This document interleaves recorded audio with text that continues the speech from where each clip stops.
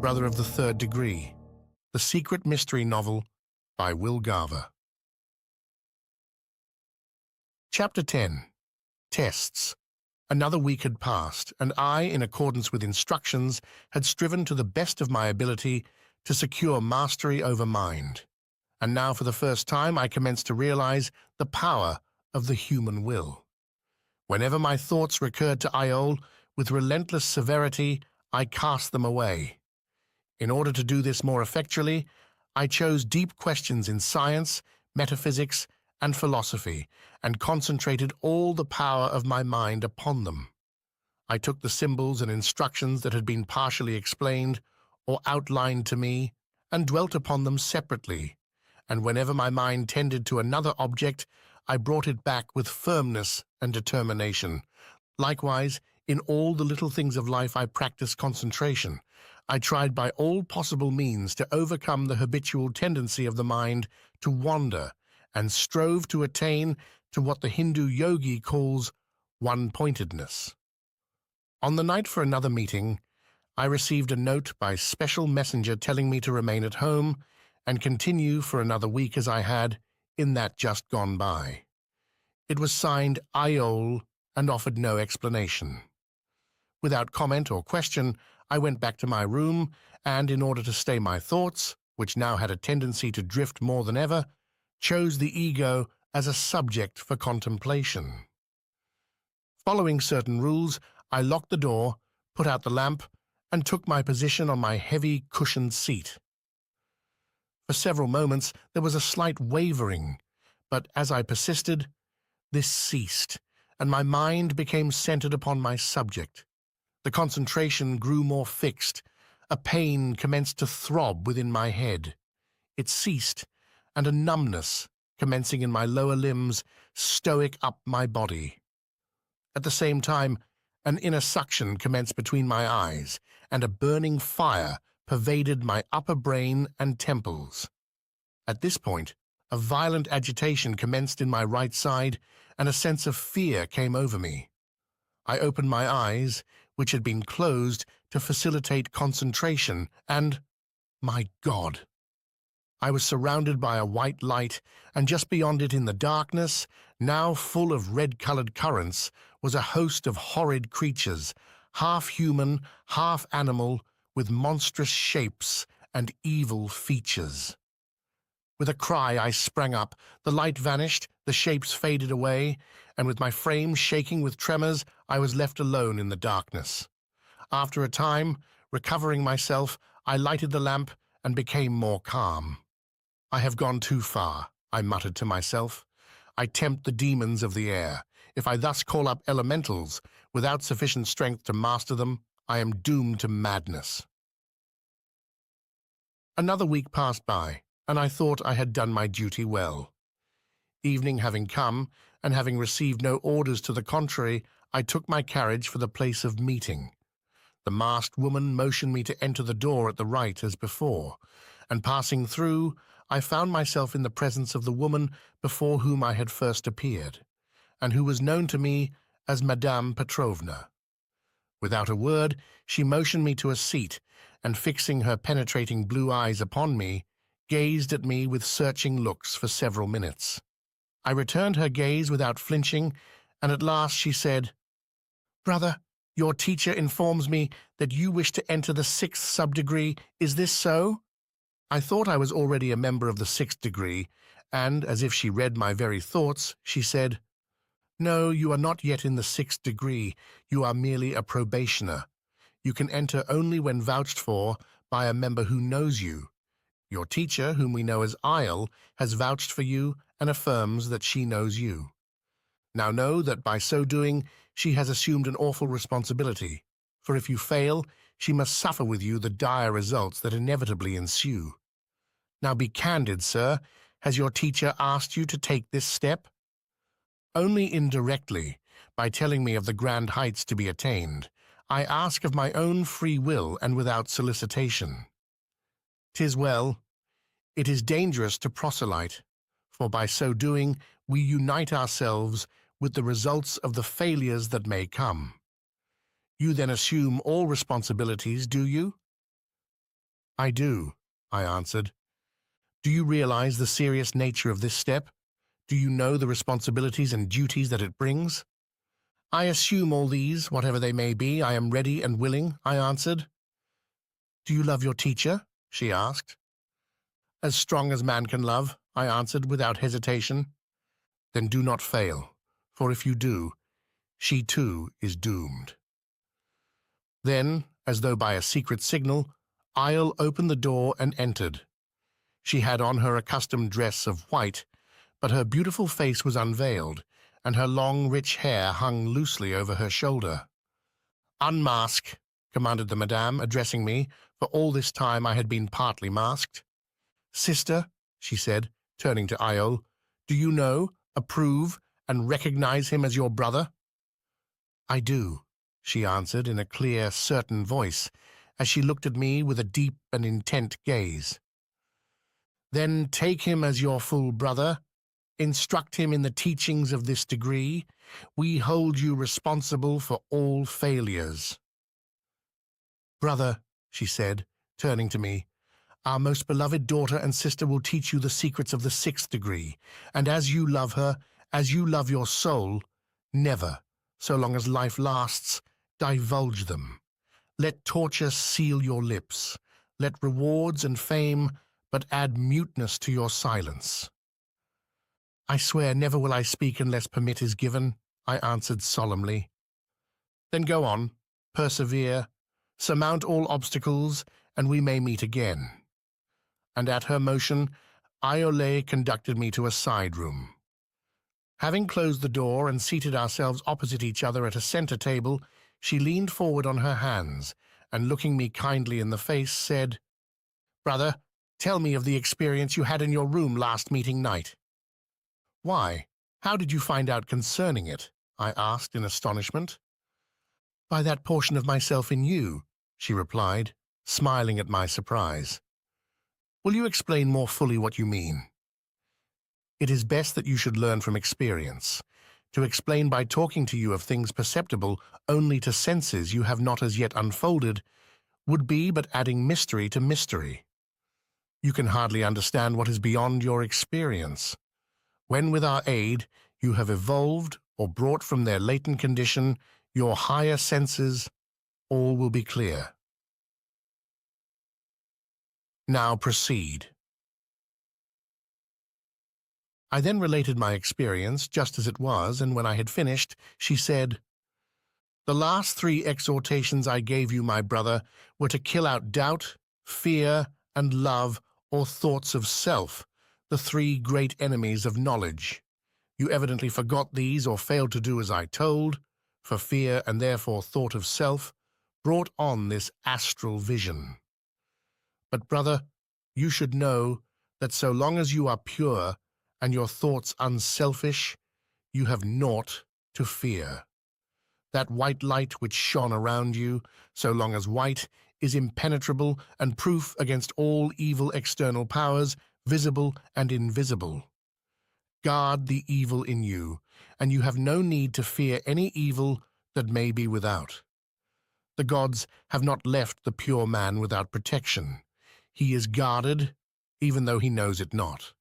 And further, you are now a member of the great Brotherhood, whose great protectors, although invisible, are ever present around you.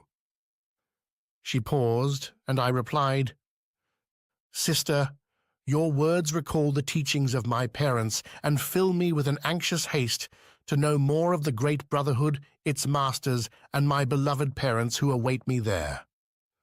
Brother, everything must abide its time. The eternal decrees of law cannot be set aside to gratify your haste. You cannot be put into the great Brotherhood. You must grow into it. Heretofore, little has been told you of your noble parents. Now this much I tell you, they live and are members of the exalted 3rd degree. And canst thou tell me of my sister Esmeralda? She too lives, a virgin sister, and you will meet her in this degree. Now let us to our studies. As she spoke, she drew a rolled parchment from her robe and spread it out between us on the table. It was a kind of vellum and looked very ancient. Upon it was a strange combination of numbers, signs, letters, colors, plants, and animals, while in the corners were 4 allegorical scenes. This key, my brother, was brought from Tibet or Tartary by Paracelsus in the 16th century, and, like all the occult works of that great mystic, is incomprehensible to all but the initiated. Iole had now, indeed, become a teacher, and as she commenced to explain this mystic chart, I became all attention. This chart explains, when fully comprehended, all the mysteries of the universe, from the infinitely small to the infinitely great. It makes clear that great mysterious law, the law of correspondences, and when you understand the workings of this law of laws, you will be ready for the great third degree. Here only part is given. This part, however, makes you a full member of this degree. To proceed, these signs, pointing to a number of signs known to all astrologers, symbolize the 7 qualities that make the universe. Now you will notice, she continued, as I bent forward, deeply interested, these 3 symbols are separated, and there is no sign of correspondence between them. This is a blind. They are really the most closely related of the whole, and symbolized under the words sulfur, mercury, and salt, conceal a great mystery in the constitution of man. Know that the universe came from an all-pervading, primordial, homogeneous substance, every part or portion of which contained in potentiality all the powers that now or ever hereafter shall exist. Now every particle of the present heterogeneous universe, being but a conditioned aspect of the homogeneous from which it came, contains inherent within it all these infinite powers which are ever seeking to express themselves. But the activity of these powers are conditioned by the states of the substance in which they act, and all these conditioned activities, one in reality, make life, will, mind, and all the forces of nature. There is a trinity back of everything that is, and that is, spirit or will, a self-moving power, substance or nether, that inseparable portion of this same spirit which moves, and the third and likewise inseparable fact of motion. Spirit, substance, motion make a trinity which is a unity. Passing her fingers to some other peculiar signs, she continued, Now there are many different kinds and rates of motion or vibration, and every motion or vibration makes its corresponding substance, color, sound, and number. Of the different kinds of motion, this character represents the spiral, this the vortical, this the vibratory, this the undulatory, and this attraction and repulsion. Scientists, by the aid of microscopes, have discovered invisible lives corresponding to all these, and even their form reveals their relation. Let them beware, they are treading on the domains of the occult, and before long may be proclaiming as scientific the much ridiculed superstitions of the ancients. Under new names, ancient occultism is being taught today. Thus for 2 hours she continued on this one chart, elaborating with the greatest care each statement. At the end of her lecture, what a wonderful flood of light had been thrown upon my past studies. Many puzzles were explained, but while many mysteries of the past were now clear to me, the field of knowledge only widened, and new mysteries were presented to my view. Wonderful, wonderful, wonderful, I cried. Is the field of knowledge infinite? Infinite, she answered. The higher we go, the farther we see, the limits that have bound us ever expanding, ever enlarging, until the vastness of man and the universe give place to a still greater vastness. "Oh, Iole," I exclaimed, "how much I owe to you!" Her finger checked me, and she replied, "Naught but your deserts. In time every man receives the full rewards of his merits, full justice, and all her dues, be they good or evil. You delayed yourself, your heart you did not check, and when the past you know, this will all be clear. Now again our lesson time ends, she said, as a musical note vibrated through the room. With the key you now possess, you must study for some time alone. I simply show the way you, yourself, must do your work. I have now tried to show you the infinity of love and likewise the infinity of knowledge and mind. Man, containing both a heart to love and a mind to think, is the world's great consummation, the end toward which all evolution tends, the object of creation. Do you consider man the consummation of all things? I asked. Man, containing all things, is the consummation of all. In him is the universe in miniature. In man is God and demon, heaven, earth, and hell, stars, suns, and planets, spirits, angels, and all the hosts that be. Then truly, the ancient axiom, know thyself, had far wider meaning than most men give. Far wider, she answered. He who knows himself comprehends the universe. You just said that all men in time got their deserts. Do not men often obtain what they do not deserve, and do not many suffer unjustly? Do you believe that justice is certain and that there is no injustice? We cannot say with certainty what a man deserves, or what he does not deserve. We do not know his past, which extends through many lives gone by. The innocent do suffer, and there is injustice in the world, but this is because man is unjust to man. God and nature are infallibly just and certain. Man has it within his power to go contrary to the laws which should govern his nature, and by so doing can, as it were, pervert nature and establish conditions not in harmony with the divine good. Therefore, in the world of men, there is a certain amount of injustice, and men who identify themselves with this world are subject in like proportion to its uncertainties. But they who join themselves with God and work harmoniously with nature are never unprotected. Not only are they guarded by higher powers, the great protectors, but their mode of life unfolds the white light mystery which you saw the other night. The elemental powers and evil shapes you saw could not penetrate that essence. It is a protection against all things exterior, only that within yourself can bring you harm. But, I persisted, how can you say that God and nature are just when there are so many self-evident inequalities in the world? How explain the inequalities that come from birth?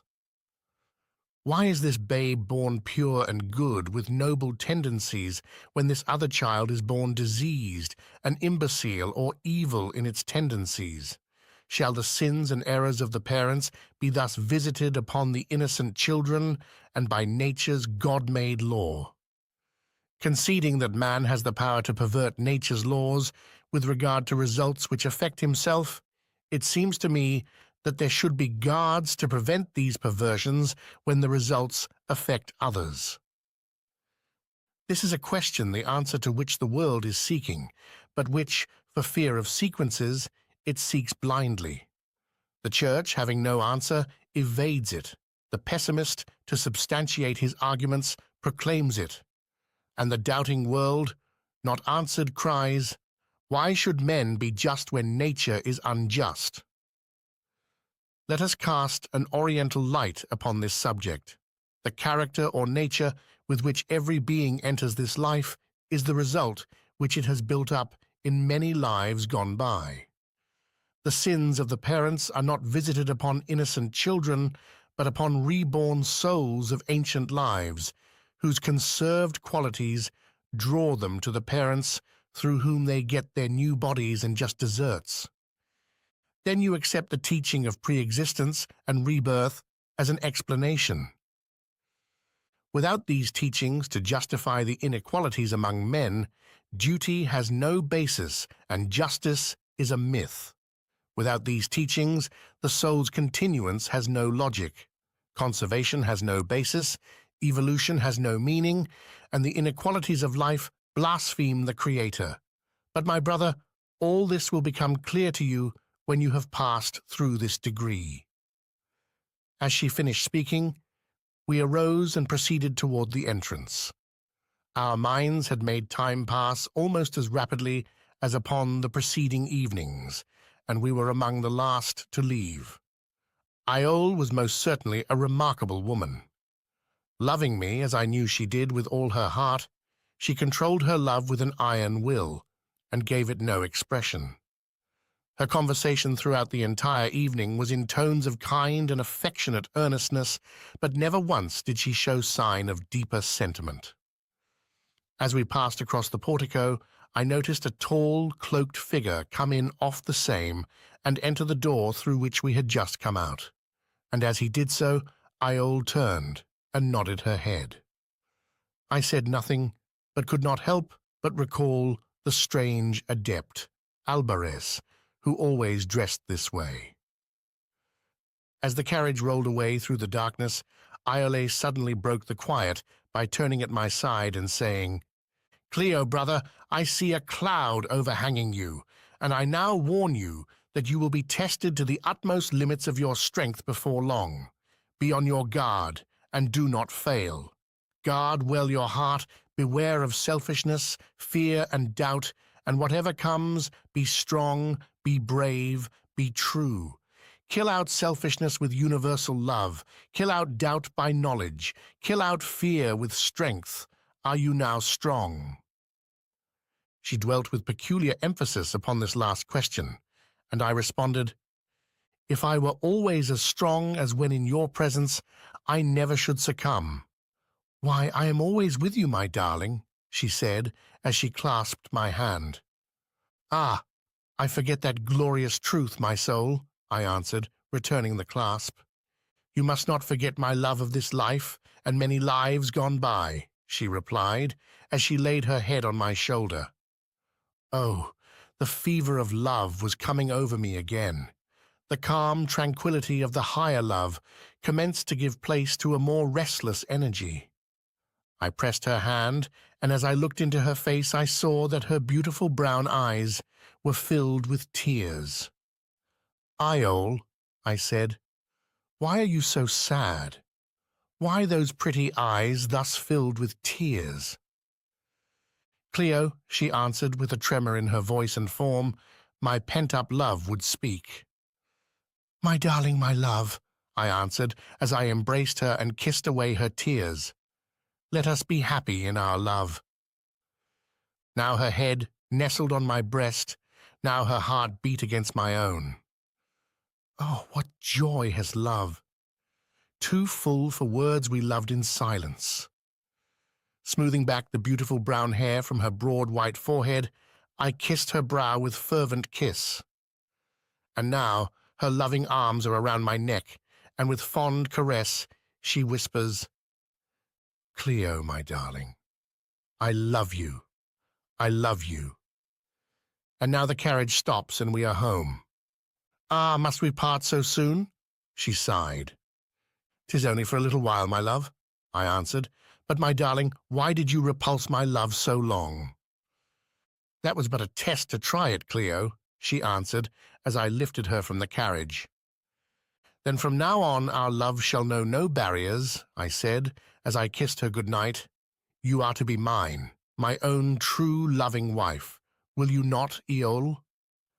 "My own darling husband," she answered, and with a lingering caress we parted. Back to my home I returned. Now all my thoughts made one continuous dream of love. Iole, my wife, my darling wife. Thus a week went by, and I appeared before the inner guards. The patriarch and woman in black both looked at me sharply.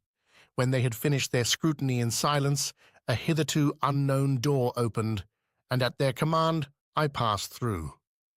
Looking around, I found myself in a room finished in a combination of green and indigo. Around the walls were a number of isolated glass compartments, each containing a large cushioned seat, a shelf of books and a small table, while upon the glass doors of each was a hieroglyphic character. In the center of the room, almost surrounded by a table hung with indigo-colored trimmings, covered with mystical characters, sat a man of undeterminable age. His curly chestnut hair, thin brown beard, and light moustache gave him an appearance of youth, which contrasted stranger with the lines of thought and experience which marked his white forehead and face. No one else was in the room, and as I entered, he motioned Ma to a seat near him at his table. "My brother," he said in a kind, low voice, "I am from now on to be your teacher, and that you may know the reason for the transfer from Iol to my charge, I will say that you failed to pass certain tests necessary to entitle you to that privilege." "I failed!" I gasped, with a vague apprehension of fear. "Yes, you failed, but only because she sought to take you by extraordinary means to the 7th sub-degree, of which she is a member.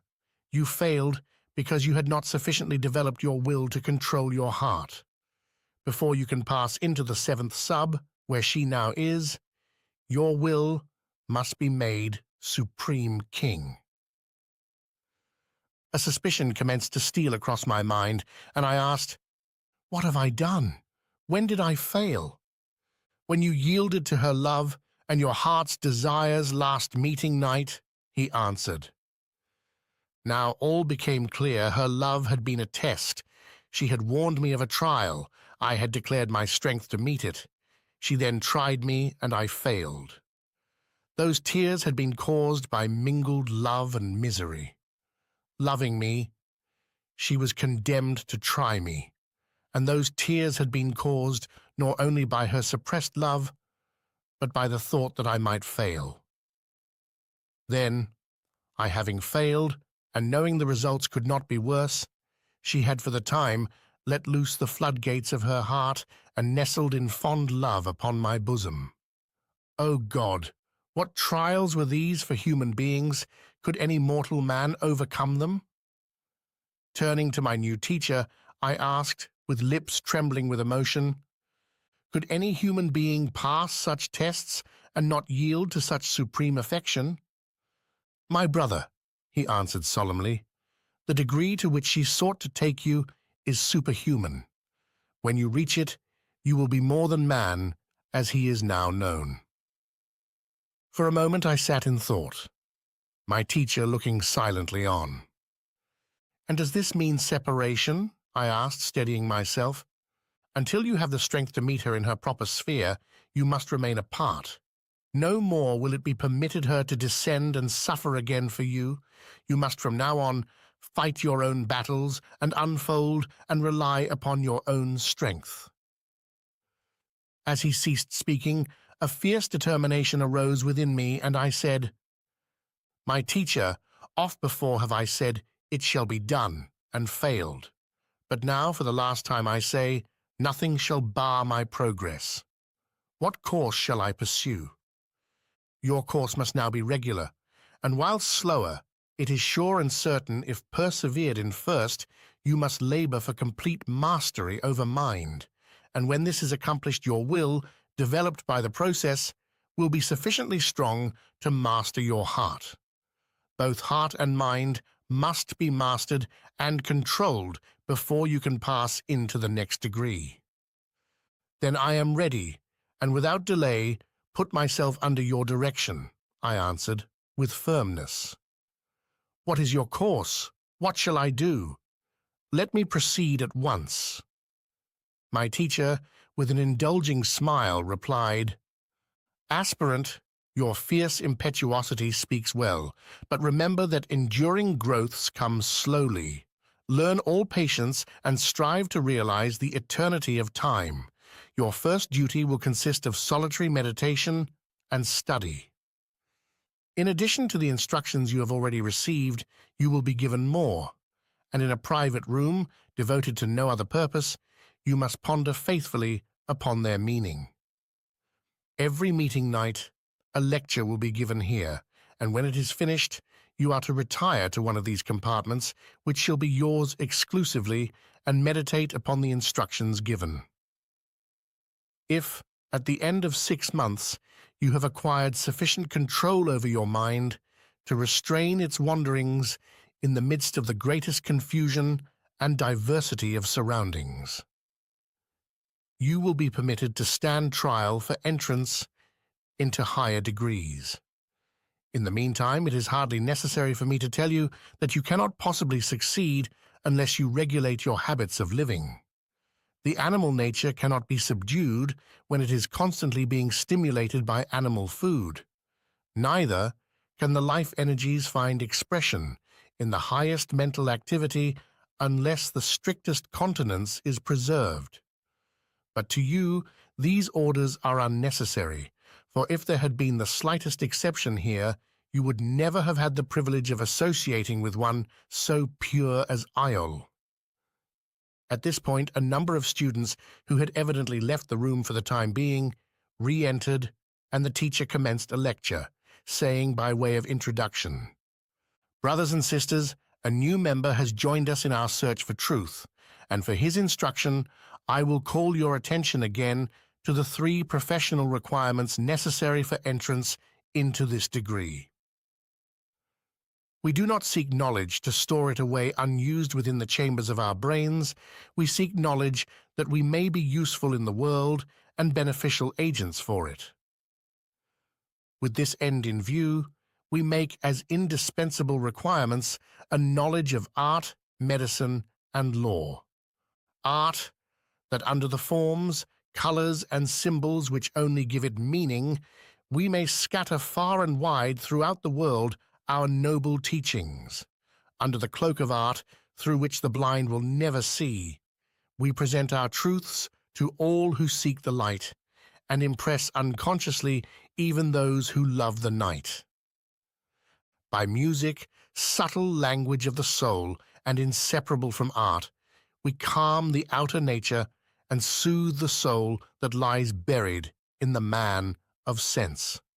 By the secret power of sound, we reach the souls of the most debased and stir them, even though it be ever so little, to a higher life.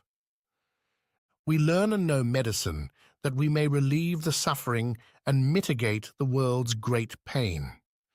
Here vast are the opportunities for good, for in this charnel house of life, pain and misery contend with death to keep the world in woe. Great is the happiness that comes to him who relieves the miseries of another. Therefore, both for duty and for happiness, we seek to be physicians. We master law that we may protect the helpless, defend the innocent, and secure justice in the world of men. We must excel in law, not law as perverted for cruel and selfish ends, but law, the rule of right, in whose courts the weak with equity can meet the strong, and purity and poverty contend with crime, greed, and gold. But know that we do not confine ourselves within the narrow limits that the outside world puts around these fields. To comprehend these grand professions, man must make the universe his study and understand himself. Know that science cannot be without philosophy, the science of the essence, the science of that great unity whose trinity we know as color, form, and sound. He paused, and assuming a low conversational tone, commenced a secret lecture on the great triune mystery of color, form, and sound, as made clear by numbers. Having finished his discourse thereon, he handed each member a chart, giving me one also, as well as a key to one of the compartments. Going to the one designated, I unlocked the door and entered. Unrolling the chart upon the table, I found it to be a cipher key, and taking the books from the shelves, I found they were in similar characters and treated on spiritual magic. This was the commencement of a course of study which continued for 6 months. All through the study hours of this period, the chief teacher sat in the middle of the room and kept a careful watch upon each student, while at the end of each session, he took all charts and keys. During these 6 months I had, with a determination that was almost cruel, banished Iolo from my mind. I determined, if need be, to tear out my very heart. An irresistible impetuosity to master all came over me, and I made my assault upon the kingdom of heaven with violence, as it were. On the 27th night, my teacher told me that, if I so desired, I could try the necessary test of strength preparatory to entrance into the next higher degree. "I desire the test," I answered, with confidence. At the same time, recalling my past failures, I shut my teeth together with a grim determination to succeed. "Then follow me," he answered coldly. I now had an idea of what the test would be, and was therefore better prepared. I knew it would be a test of mental concentration. They would give me a subject for thought, and then try, by means of noise, confusion, and other devices, to divert my attention from my subject. I recalled Socrates, who stood for an entire day lost in deep thought, even while the army was moving in confusion around him. I remembered the Hindu yogi who, during the Indian Mutiny, sat for hours silent and immovable, while the cannons thundered over him and the bullets hissed around. With mind on the alert, I accompanied my companion to the test. With a mask on my face, he led me to the center of the crowded ballroom. Paragraph continues. The lively strains of a quickstep filled the hall, and dancing figures were gliding around me. Keeping my eyes upon the polished floor, but ready at any instant to turn them within, I was led to a cushioned seat, and my teacher whispered the one word: "Within." Instantly, I threw all the power of my will and mind into the deep. Music, forms, time, space, and all things vanished. A confused roar arose within my ears, a clanking throb pulsated in my subcranial organs, and then all was a nothingness. All sense of self died out. I was no more. 3 hours later, I found myself alone with my teacher in his study. When the change was made, I knew not, but a wonderful light filled my soul. "The mysteries of the universe are not to be revealed," he said significantly, and then added, "You passed. Not even Iole or your parents aroused you. Let your next tests be met as successfully, and all is well." Ordinarily, his remark about my parents and Iole would have disturbed me, but now a serious calm and immovable indifference was upon me. "Are there any more tests?" I asked, with a feeling of power. "None from me," he answered. "If you wish to proceed, write out your application, and I will give it to the proper parties. But remember, I do not advise you so to do. You must apply of your own free will." A fearless recklessness now possessed me, and I answered, "I go of my own free will. I choose with deliberation. Give me a blank." Without a word, he handed me an application blank, and in a firm, bold hand, I filled it out. "Brother," he said, as he took the application, "this act of yours shall be kept with the most inviolable secrecy by me. See that you do not expose yourself to unnecessary dangers by revealing it. You need come here no more. If the 7th Degree Council see proper to consider your application, you will hear from them direct. If not, assume your duties in the world and do all the good you can for your fellow man. The 7th Degree Council is not bound to receive anyone. By this application, our relations are severed, and you pass outside of our jurisdiction. Forever maintain silence concerning the instructions you have received, and perhaps we may meet again. Now you may go. Good thoughts and pure aspirations protect you." With a coolness that was surprising, I left my teacher and returned to my rooms at the Durant mansion, little dreaming of what was so soon to follow.